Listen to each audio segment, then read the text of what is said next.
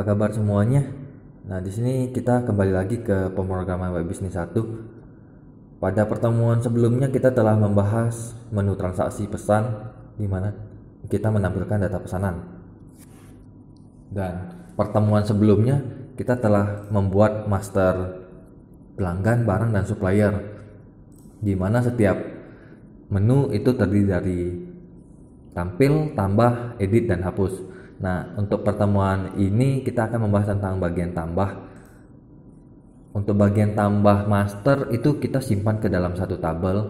Sedangkan untuk bagian pesan ini kita lihat dalam IRD-nya, itu relasinya adalah pelanggan melakukan pesanan itu one to many, kemudian pesan dengan barang itu many to many.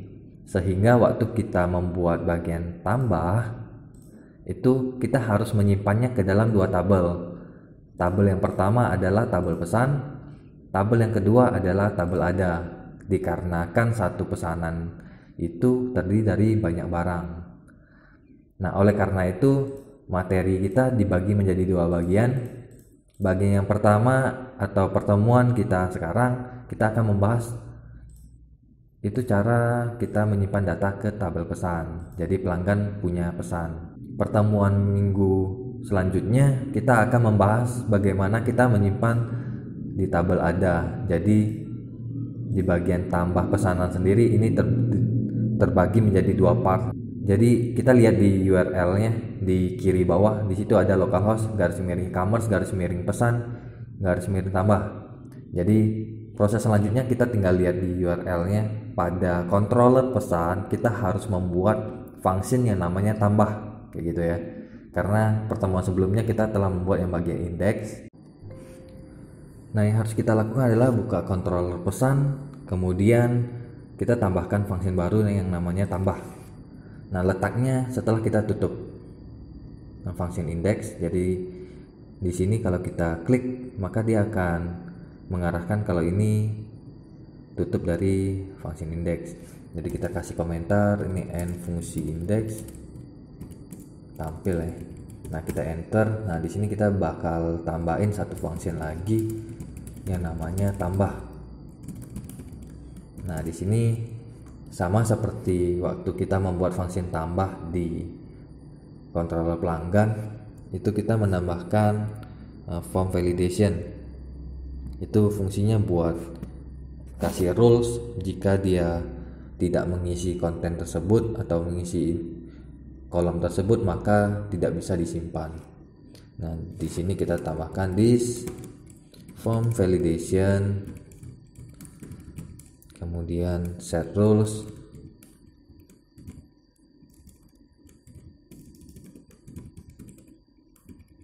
Ini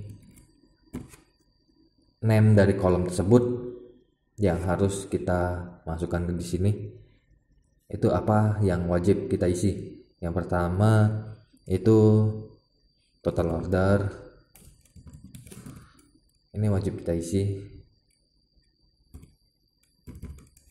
Kemudian yang kolom yang kedua ini itu pesan yang bakal ditampilkan. Jadi dia bakal muncul error total order, itu wajib diisi ketika dia simpan tanpa mengisi tabel atau kolom total order. Jadi kita tulis di sini require. Nah, yang kedua itu tanggal, itu wajib kita isi.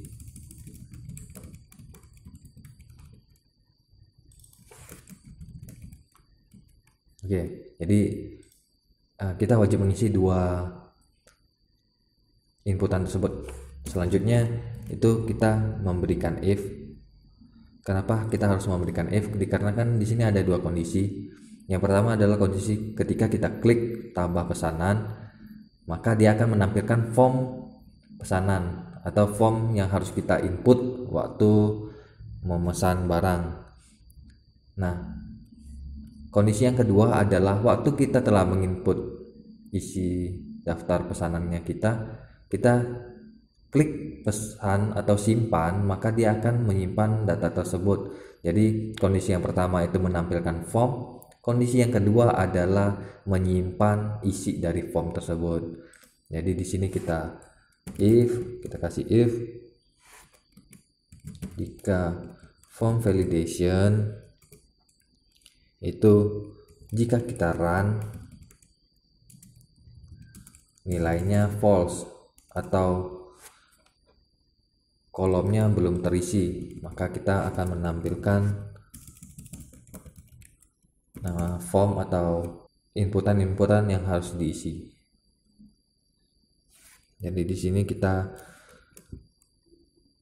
ambil data pelanggan,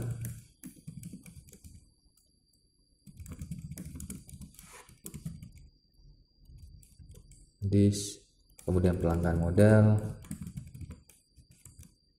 model sendiri udah kita tambahkan di bagian konstruk pada pertemuan sebelumnya. Kemudian nama fungsinya adalah data pelanggan. Ini telah kita buat pada pertemuan sebelumnya. Jadi coba kita lihat di pelanggan model harusnya sudah ada fungsi data pelanggan dan bisa kita manfaatkan. Nah, di sini telah kita buat data pelanggan, jadi semua data pelanggan itu udah terambil di bagian function ini.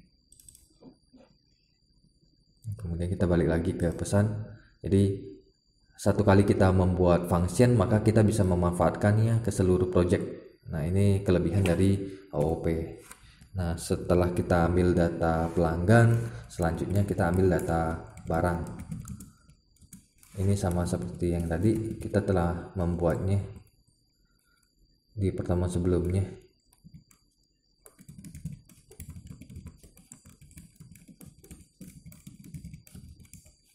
Nah, kemudian dua data tersebut akan kita lempar ke bagian view. Kita kasih variabel baru namanya data, tipenya array.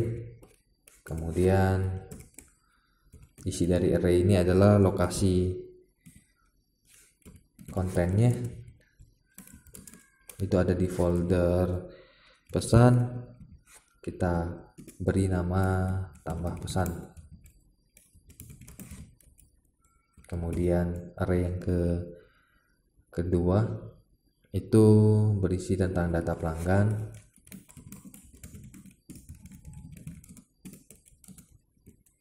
Itu kita ambilnya dari variabel ini, data pelanggan.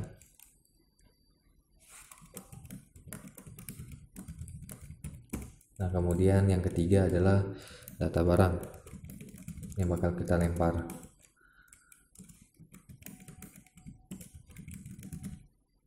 Oke, data barang kita ambilnya dari variabel yang ini. Nah, array tersebut kita lempar ke bagian template-nya. Berarti kita tulis this load view, dimana lokasi template-nya kita itu ada di folder layout. Kemudian nama filenya wrapper. Kemudian kita lempar isi datanya. Jadi ini kita lempar ke bagian view. Nah, selanjutnya kita buat bagian else-nya atau fungsi untuk nyimpannya. Jadi ini untuk menampilkan formnya, else itu untuk simpan ya, simpan ke tabel pesan. Oke, kita buat bagian simpan ke tabel pesan. Nah, di sini kita masukkan ke dalam array yang namanya data. Kita tulis array. Nah, ini yang bakal kita simpan isi dalam array tersebut. Nah, yang bakal kita simpan itu kolom pertama adalah nomor order. Kita tulis this input post, itu berarti metode yang digunakan untuk melemparin data dari view ke controllernya itu menggunakan metode post. Nah, di sini name-nya adalah nomor order.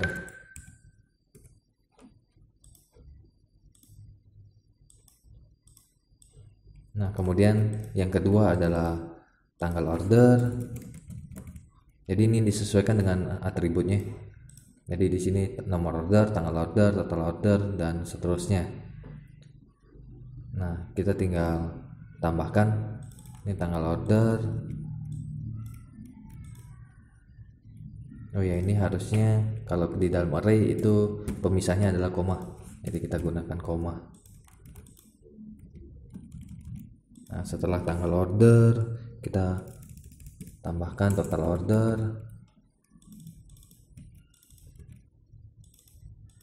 Yang keempat itu pelanggannya.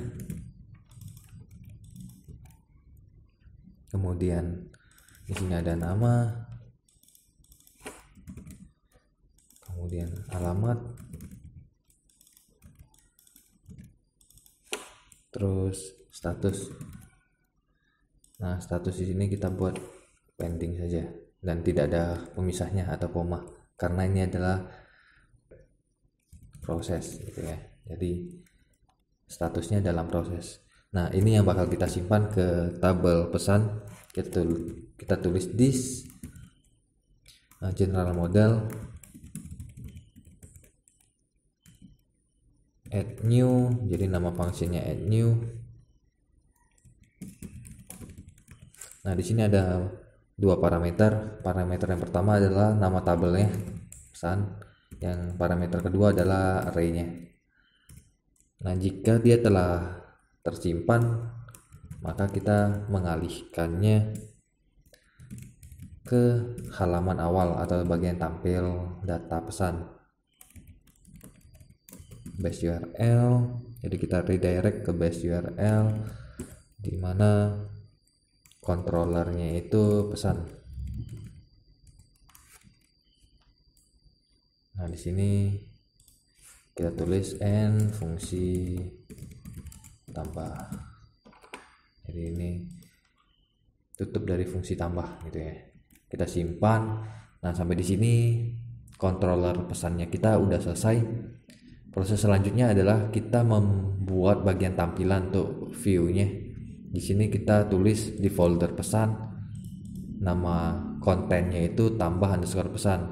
Jadi di bagian view folder pesan kita buat file baru namanya tambah pesan .php, kita save. Nah, di sini kita buat kolom-kolomnya yang bakal kita input ke tabel pesan. Yang pertama adalah headingnya dulu. Headingnya kita buat rata tengah, jadi align center. Kemudian isi dari headingnya adalah tambah order, tutup heading 2. Kemudian kita buat form yang metode yang digunakan adalah post seperti yang kita tulis di bagian controller tadi.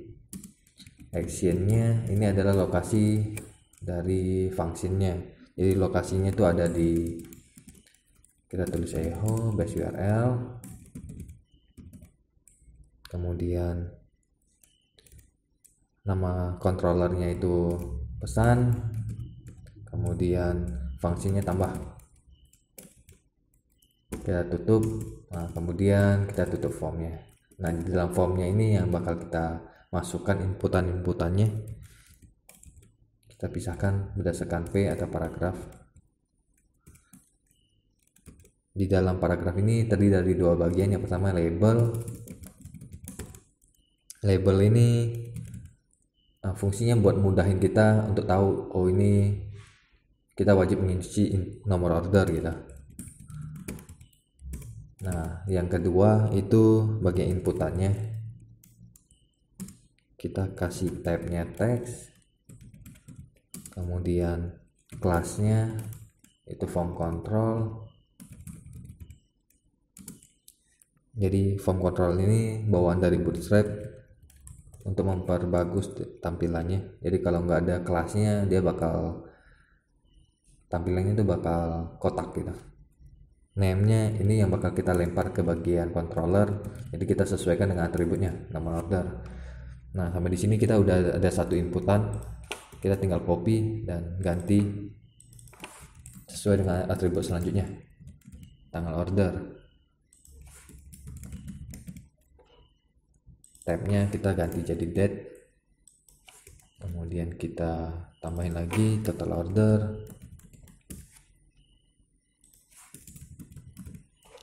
Selanjutnya Untuk bagian pelanggan ini kita dapatnya dari tabel pelanggan, sehingga kita harus melakukan for each data pelanggan. Di sini kita udah ngelemparin data pelanggan ke bagian view, sehingga kita tinggal mengekstraknya aja gitu. Jadi ini kita tulis kode pelanggan gitu ya. Nah, inputannya bukan input seperti ini, jadi kita delete aja. Kita pakai select box. Name-nya itu kita sesuaikan dengan yang di atributnya, kd underscore pelanggan. Kemudian kelasnya kita sesuaikan dengan bootstrap-nya, itu kita isi form control. Nah, di dalam select ini berisi banyak option. Nah, option ini dapatnya dari data pelanggan, dari tabel pelanggan itu. Jadi di sini kita buka PHP karena bentuknya PHP. Kita ngelakuin if jika data pelanggannya nilainya true atau isinya itu ada di tabel pelanggan, maka kita lakuin for each atau perulangan. Pelanggan kita aliasin jadi row pelanggan. Nah, di dalam for each ini yang bakal kita masukkan option. Jadi option value ini yang bakal kita simpan. Jadi kalau kita pilih, yang disimpan adalah value-nya.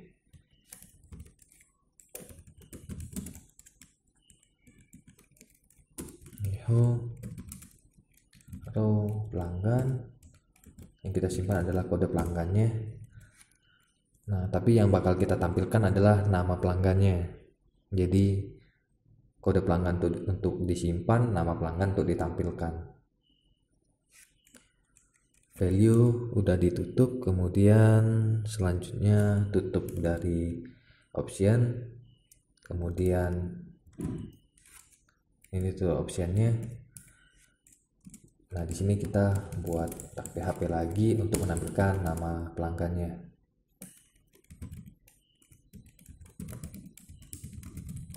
Nah, seperti ini. Nah, nama pelanggan ini kita bisa lihat di atributnya di tabel pelanggan. Jadi di sini atributnya itu nama pelanggan, makanya kita tulis di sini nama pelanggan yang bakal ditampilkan. Nah, selanjutnya masih ada 2 kolom lagi. Jadi di sini kita copy lagi. Itu nama, ini opsional aja. Jadi walaupun dia kosong, ini berarti nggak disimpan gitu. Kemudian setelah nama kita simpan alamat. Nah, di sini alamat. Kemudian selanjutnya kita buat bagian buttonnya, button submit. Jadi di sini input, tabnya submit, kemudian name-nya submit juga, value-nya submit juga. Jadi kita samakan. Nah, selanjutnya kita tinggal tes aja apakah ini udah ditampilkan di bagian transaksi yang pesan. Jadi kita klik pesan. Nah, di sini terdapat error di line ke-46 di controller pesan. Jadi jika terdapat error, kita tinggal buka aja sesuai dengan line ini 46 pesan line ke-46. Nah, di sini kita kurang titik koma, kita simpan lagi, kita refresh lagi. Nah, kita klik tambah pesanan. Nah, di sini terdapat error di barang model line 25 kontrol pesan. Jadi kita buka kontrol pesan line 25. Nah, barang model. Ya, jadi terdapat kesalahan pada pertemuan sebelumnya. Jadi di sini pelanggan model harusnya yang lot ke-4 itu barang model. Jadi di sini kita ganti, kita simpan, terus kita refresh lagi. Nah, tampilannya itu seperti ini. Jadi pelanggan itu bisa kita pilih seperti itu. Nah, kita coba isi nomor order itu N002, tanggalnya kita bisa pilih, total ordernya berapa, pelanggannya contohnya Dona, nama opsional kita tes aja, tes alamat. Nah, kita simpan, klik submit. Nah, ini udah tersimpan gitu ya. Nah, coba kita buka tabel pesannya. Nah, ini udah tersimpan semuanya dalam proses, alamat, tes, kemudian kode pelanggannya yang kesimpan, total order dan sebagainya. Nah, sampai di sini pertemuan. Nah, yang ke-13 yaitu bagaimana cara buat tambah transaksi pesanan. Kita lanjut ke part yang kedua.